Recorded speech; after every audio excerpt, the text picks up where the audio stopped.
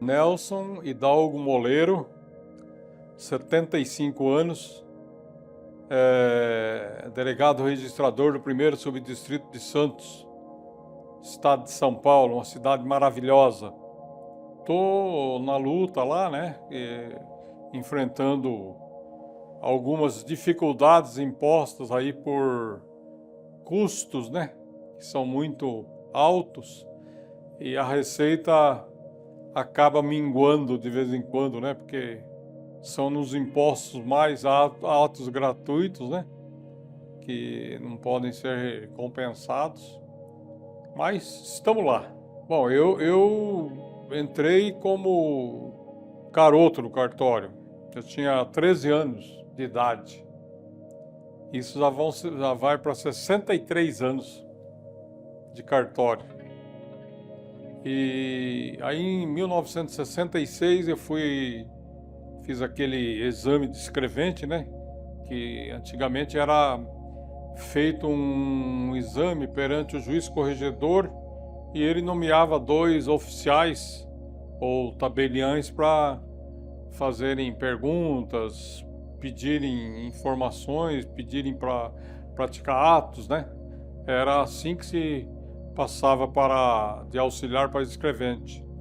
E depois disso o juiz acolhia, né,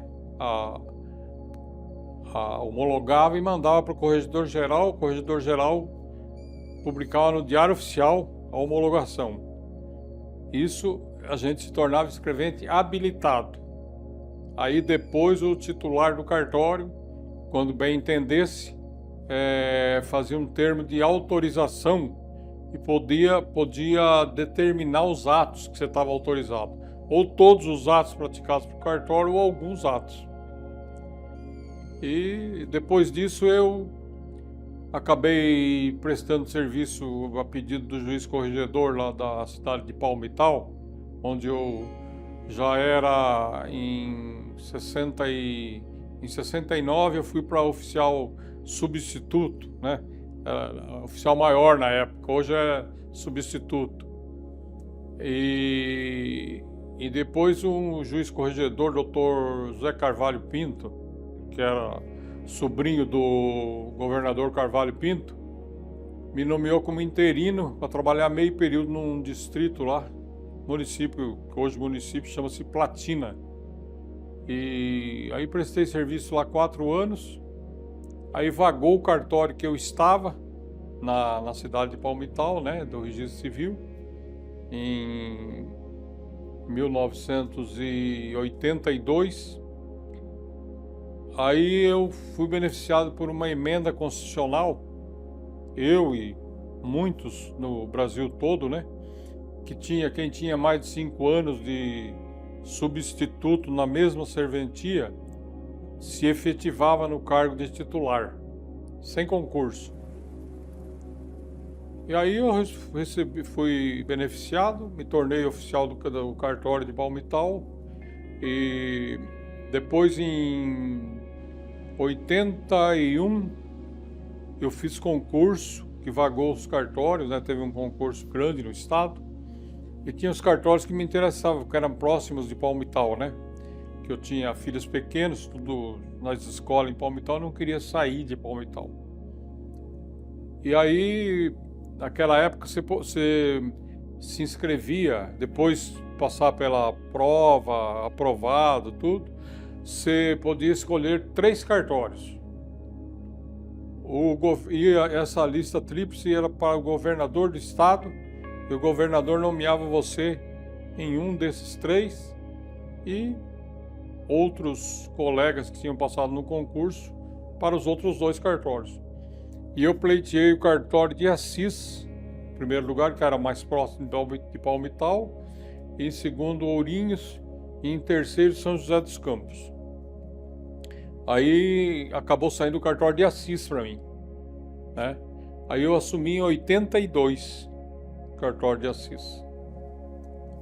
Aí quando foi em 91, depois da Constituição, né, de 88, porque teve a Constituição, parou os concursos porque os estados todos tiveram que adaptar a legislação estadual à nova Constituição, que veio com alterações para cartórios, né? O artigo 236 é que regulamentou isso. E aí eu prestei o segundo concurso e acabei sendo aprovado e escolhi o cartório de Santos, que é onde estou hoje. O primeiro, aliás, eu tinha em 82 ido para Assis, né? Fiquei 4 anos em Assis, depois fiz o concurso, em 92 eu assumi Santos. E não saí mais de lá, estou lá até hoje. Palmital é uma cidade de 25 mil habitantes, sem emprego, né? Empregos muito raros, né? Porque todas as empresas, comércio em geral, passa de pai para filho, entendeu? E aí um primo que eu tinha como...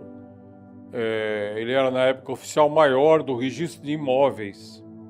Ele é que me colocou no registro civil de Palmital.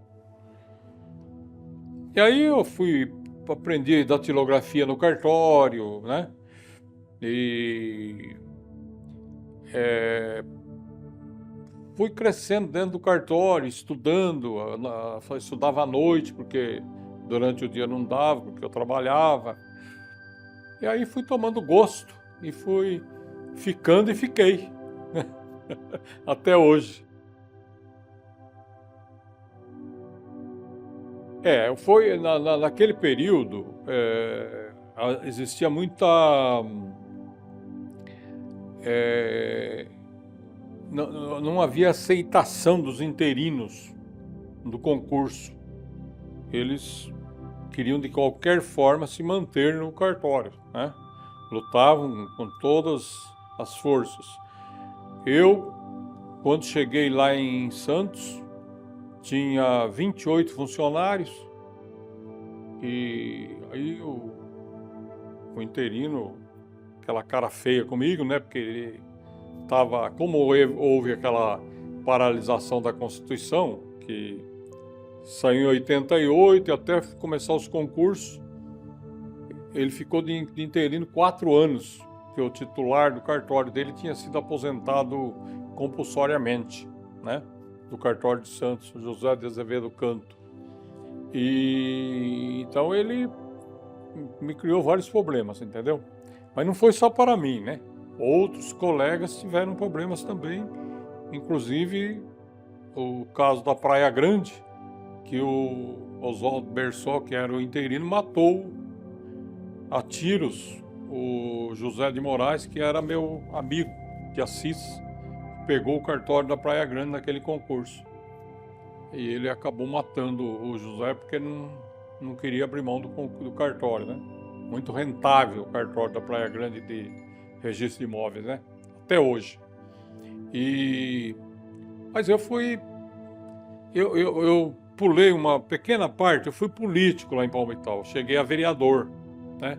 Então eu ganhei algumas experiências no cartório, com juízes, com promotores, advogados, né? Eu sempre procurei ser muito cordial e fui acumulando experiência. Aí cheguei em Santos, encontrei essa situação. Alguns que não tiveram um pouco mais de jogo de cintura tiveram problemas, que nem o meu colega lá do segundo cartório, que assumiu junto comigo, José Júlio. O cara meteu o revólver nele, o interino, o Ricardinho, né? Que até pouco tempo atrás estava num cartório do interior.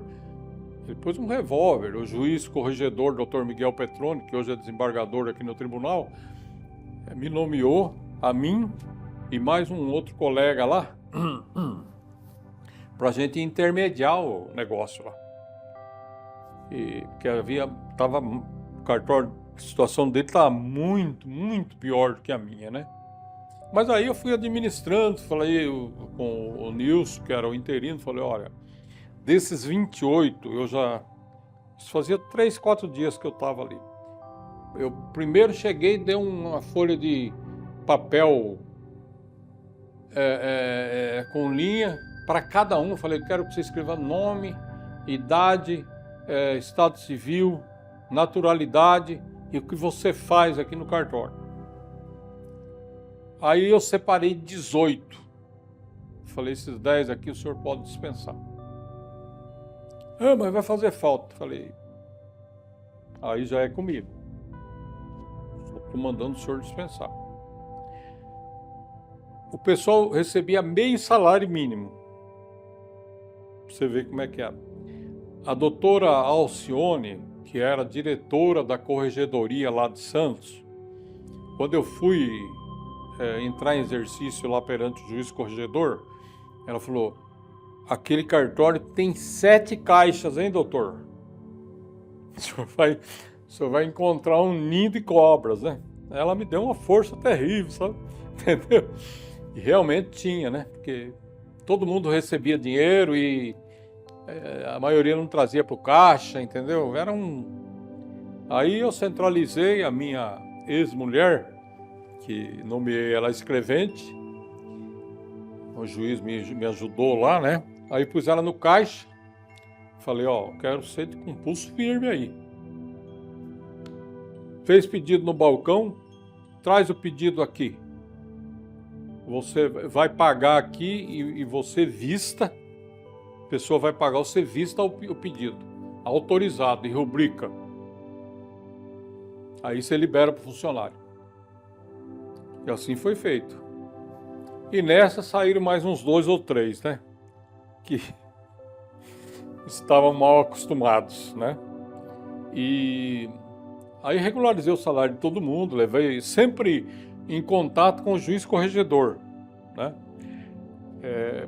Naquele tempo a gente recebia, acho que você ainda pegou isso aí, as comunicações eram por carta, né? Nós achamos 2 caixas de arquivo com cartas fechadas, assim de 5 anos anterior. E tudo isso eu fiz um inventário para o juiz corregedor, mandei. Ele falou, Nelson, essas comunicações você vai adotando na medida do possível, mas dá prioridade ao serviço que está entrando, né? E aquele tempo não tinha tanto rigor. Hoje, você omitir uma anotação numa certidão, você leva multa, advertência, é sério hoje, né? Sério não, é o correto, né? Só que aquele tempo não tinha controle de nada, tanto é que aconteceu comigo lá de tantas essas comunicações todas lá sem anotar em lugar nenhum. Tantas outras que estavam com o endereço errado, não era minha, era do outro cartório, era de Guarujá, tava tudo lá, não. Ninguém olhava nada, chegava e enfiava na caixa. E o interino só interessado, né? Tinha mais ou menos, o cartório é de 1889, tinha mais ou menos uns 100 e tantos livros no chão, encostado assim nas paredes, porque não tinha armário. Ele não comprava nada. O negócio dele é o que entrava, ele absorvia, entendeu? E tudo isso eu fui administrando, né? Comprando, já contratei uma empresa de computação, tá comigo até hoje lá, o Geraldo, daí da Prodazer, hoje mudou os nomes lá, né? E aí fui ponto computador, contratei uns cara lá de escola lá para vir ensinar digitação, né? O interino falou, isso aqui não vai dar certo, doutor. Isso aqui não dá certo. Não é para cartório. Eu falei, tá bom, eu respeito o senhor, mas eu sou o dono do cartório, o titular, e eu vou implantar. E aí foi melhorando tudo, né? A informática foi vindo lá no começo com dificuldade, mas graças a Deus fui adaptando. E foi passando o tempo, eu em 93, eu já com bastante domínio do cartório, né? Já um ano e pouco lá, Eu trouxe uma moça de Palmital, que trabalhava no escritório de advocacia de um amigo meu lá, pôs ela lá no cartório, pessoa de confiança da família. O Evandro foi o segundo que eu trouxe. O Evandro se formou em Direito lá e se criou junto com meus filhos, né? A gente era vizinho de frente, assim, atravessava a rua, estava na casa dele. E aí ele se formou e eu estava sem interino no cartório, porque o cara tinha se aposentado. E o doutor Miguel Petroni cutucando: o senhor precisa arrumar, um momento que o senhor tem que sair, não sei o quê, não sei o quê, não sei o quê. Não, doutor, eu estou correndo atrás, né? E aí saiu a lei, em 94, tinha que ser bacharel em Direito. Aí eu fui buscar o Evandro, estava formado e estava pererecando nos escritórios lá, sabe? Aí falei lá com a família dele, o pai dele, concordaram, ele veio, ficou morando na minha casa durante uns 5 meses mais ou menos, até engrenar em Santos, né? Aí fiz o exame de escrevente dele, o doutor Miguel agilizou lá para mim e tal, e já saiu aliás, saiu não, o doutor Loureiro, que hoje é corregedor geral, Francisco Loureiro, ele era juiz auxiliar na época, em 94. Ele me escreveu uma carta a hora que ele recebeu aqui para homologar a nomeação de escrevente. Ele me escreveu uma carta dizendo por que eu estava preterindo auxiliares com mais de 10 anos do cartório para ser elevado a escrevente. Só que eram pessoas que... Tinha uma senhora que não sabia datilografia. Escrevia muito mal, mas estava há muitos anos lá, estava já meio na reta de aposentar, não quis dispensá-la, né? Tinha um rapaz que até depois aconteceu de morrer de overdose, tinha informação que ele era meio drogado. Eram os dois. Agora, quem foi até hoje, o doutor Loureiro não me... Só que eu vim aqui no tribunal falar com o doutor Irineu Antônio Pedrotti, tinha sido meu colega de cartório em Palmital, depois se formou, advogou e passou para o concurso de juiz. Aí ele foi nomeado juiz auxiliar em Assis. Foi meu corregedor, Palmital, porque Palmital estava sem juiz. Aí ele veio para cá, ali perto de Campinas, aquela cidade, Jaguariúna, né? Veio para cá, para juiz aí em Jaguariúna, e dali ele veio para juiz de auxiliar aí na corregedoria, e depois foi para desembargador. Aí vim falar com ele era desembargador. Falou: ó, Irineu, está acontecendo isso. Você conhece o Evandro, filho da Isaura, do João, mas por que os outros estão interferindo? Falei: estão interferindo porque eles querem ser nomeados, mas não tem condições. Um é drogado e a outra não sabe nem datilografia, está para se aposentar. E eu fui buscar o Evandro porque se formou em Direito, né? E eu vou precisar de um substituto lá e tem que ser bacharel. Por isso que eu estou agilizando a nomeação dele. O doutor Miguel lá, o meu corregedor, me deu uma força e tal. Ele falou: Nelson, faz um favor para mim, vai para Santos, põe no papel isso, tudo que você me falou aqui, e manda aqui para mim. Bom, fui no Sedex. No outro dia ele me ligou: Nelson, recebi aqui, vou falar com o Loureiro. No outro dia ele me ligou: Nelson, amanhã está homologado no Diário Oficial. Saiu a homologação. Aí o Evandro trabalhou uns tempos como escrevente e tal, já. O doutor Miguel estava me apertando, falei: doutor, eu quero nomear o Evandro, mas ele não tem experiência. Falei: mas doutor, ele vai aprender, ele é bacharel, ele é uma pessoa desenvolta, né? Inteligente, eu conheço desde que nasceu, e eu vou estar junto, né? Aí ele nomeou o Evandro substituto, e aí eu fiquei mais tranquilo um pouco, né? Porque não dá para pescar, não dá para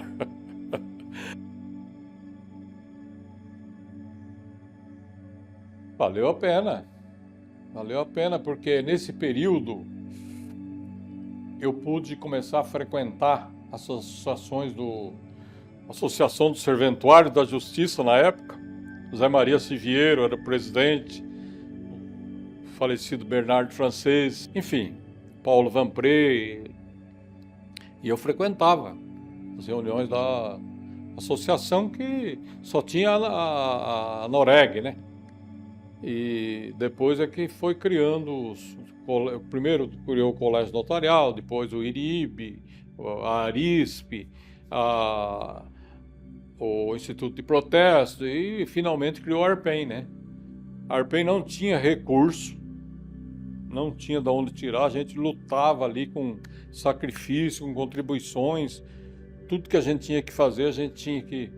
Era eu, Guedes, Matheus, Odélio, Oscar, o Flavinho, o Parra, enfim, aquela turma mais antiga, todo mundo ajudando ali, né? Colaborando. E você se lembra muito bem que a gente ia fazer cursos, né? Começou na nossa gestão, o Matheus teve uma excelente ideia quando foi presidente, ele dividiu os cartórios na divisão política do Estado. Então, onde era a sede da região política, foi nomeado um diretor, né? E aí ficou mais fácil, porque antes você tinha que falar com um cartório pequeno lá, você não conseguia, não tinha ninguém, não atendia telefone.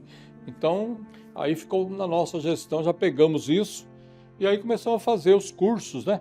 Que a gente entrou com mais sola, que o Zé Maria Siviero fazia lá na Noreg, na Associação dos Serventuários, e eu copiei a ideia e levei para a ARPEN.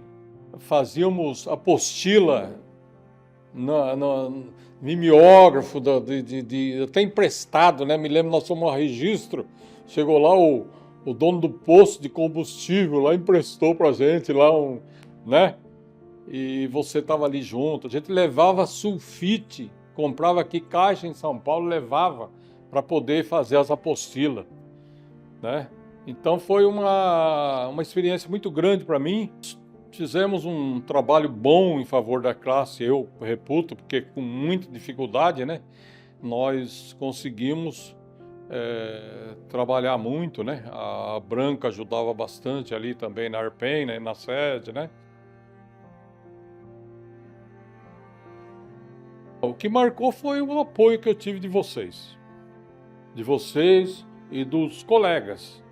O Guedes vivia me puxando a orelha, entendeu? Nunca me esqueço, lá em Ribeirão Preto, no JP, quando eu fui indicado presidente aqui, eu indiquei para vice o Emídio.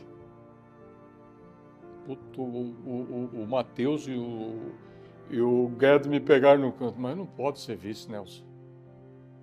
O rapaz, a gente vai conversar com ele e fica tudo atrapalhado. Eu falei, eu vou falar uma coisa para vocês são mais velhos, vocês têm mais experiência que eu, mas eu já vi cada coisa nesse mundo, lá no interior, pessoas que a gente pensava que era... Eu tive um colega que, para ele ser candidato a vereador junto comigo, foi difícil. A diretoria daquela época era o MDB, forte pra caramba, não queria deixar. E aí lutamos, porque ele era um cara humilde, não tinha dinheiro e tal, mas eu via nele um potencial. Se candidatou, foi eleito, eu fui eleito também. Rapaz, o rapaz dava um show na Câmara Municipal. E do Emídio eu não preciso falar o que aconteceu. Eu bati o pé e mantive ele, falei, vocês me querem como presidente, então vocês vão me dar a liberdade de escolher a minha diretoria. Você viu o que aconteceu com o Emídio. O Emídio foi até para nacional, né? Palestrante aí no Brasil. Quer dizer, o cara provou aquilo que eu imaginava que ele tinha potencial, né? Então, eu tive O Odélio, uma vez, né, depois de mim também, ele foi presidente, né? E o Oscar.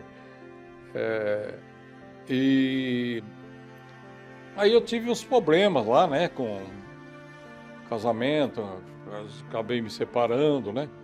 E então eu deixei até de vir, né, de frequentar mais assiduamente a Arpen, né? Comecei até a ficar um pouco ausente. Eu mencionei, também me esqueci de mencionar o Chacon, né? Que na área da informática ele ajudou muito a gente também, né? Também foi. E quando eu pedi para ele ser diretor, ele, Nelson, mas eu não sei nem falar. Vai fazer um curso de oratória, do que você quiser, vai fazer, mas você vai ser da diretoria. Acabou sendo presidente, né? Então você tem que botar fé nas pessoas, acreditar. E então foi por isso, eu tive vários problemas, filhos, né? Já adolescentes, estudando, enfim. O cartório também deu umas reviravoltas lá, mas na medida do possível eu estava sempre presente aí de alguma forma, né? O pessoal sempre me ligava aí, o Matheus, o Guedes, o Odélio mais, o Oscar, mas a gente tinha e tem até hoje mais contato, né? Chacon, e eu sempre tive presente, ausente, mas presente, né? Eu sou que nem a internet, né? Une os ausentes e separa os presentes.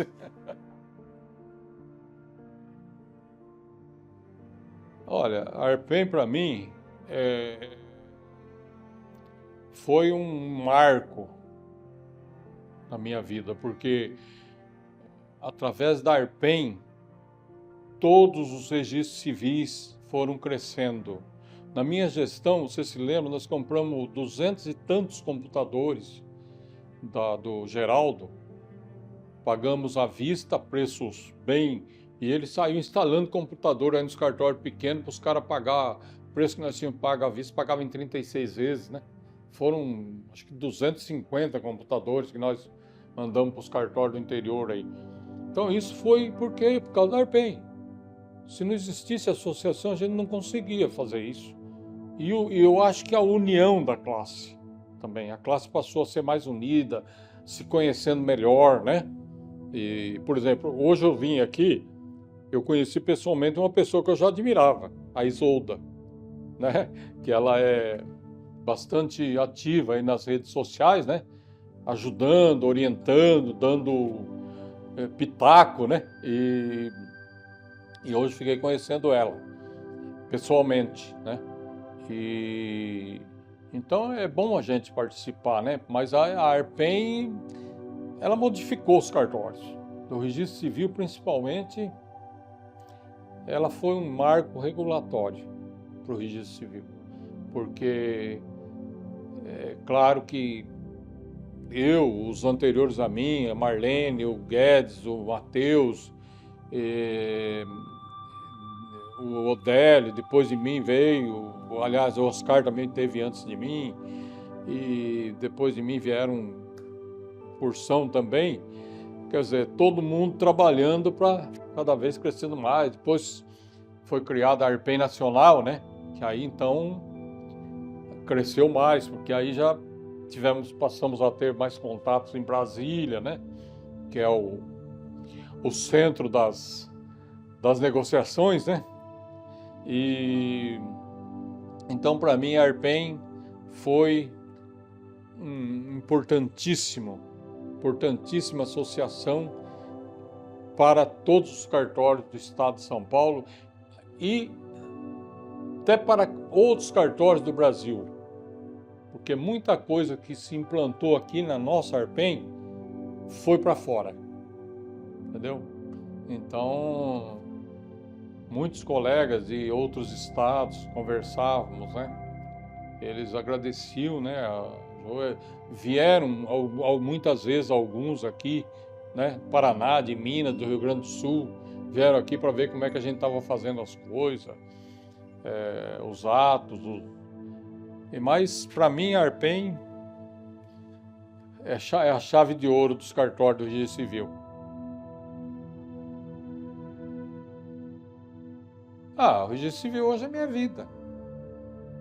Eu tô com todo esse tempo de cartório e, quer dizer, já poderia estar aposentado há 30 anos, praticamente, há 20 e tantos anos aposentado, mas eu começo a analisar lá, eu tenho o meu cardiologista, o Alfredo, eu vou fazer 76 anos, ele vai fazer 78.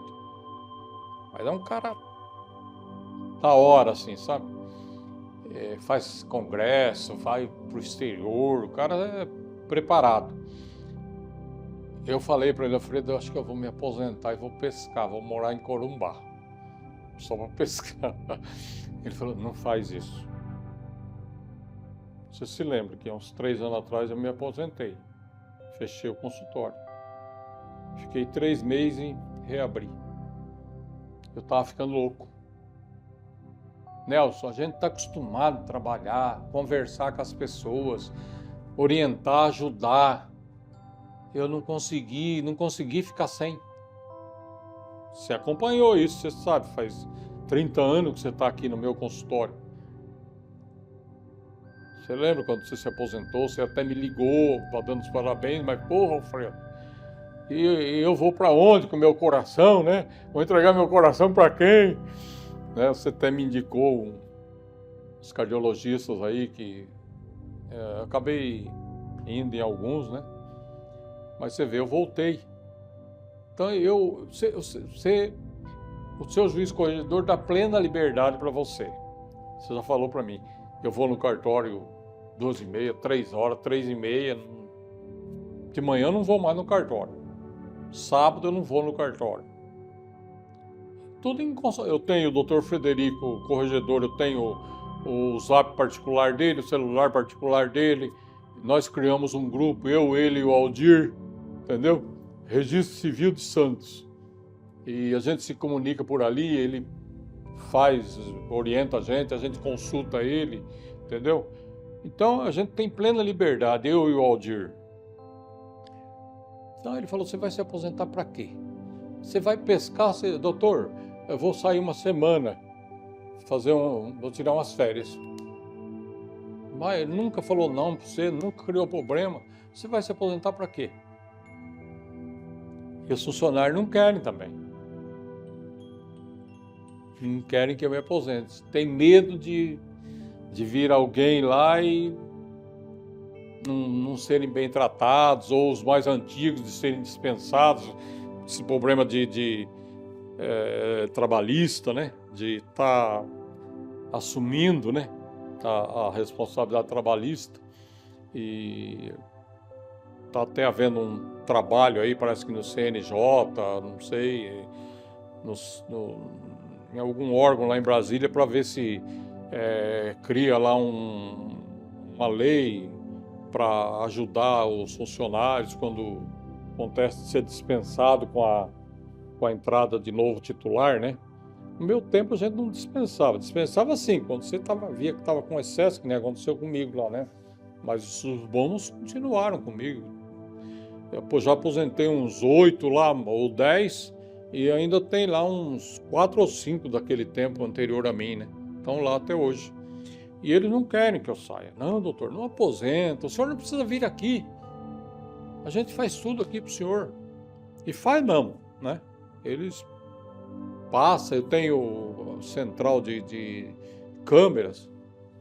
À noite eu olho, vejo como é que está o cartório, tem segurança lá à noite, né, no cartório, direto. Entra às 7, sai às 7 da manhã. E durante o dia eu olho, se eu vejo alguma coisa que eu acho que está irregular, eu ligo para o Evandro. Evandro, o funcionário tal estou vendo ele fazendo isso lá, dá uma olhada lá. Entendeu? Então, não tem, graças a Deus, não tem problema hoje lá. Entendeu? Então, estou me mantendo lá, né? Continuando a vida.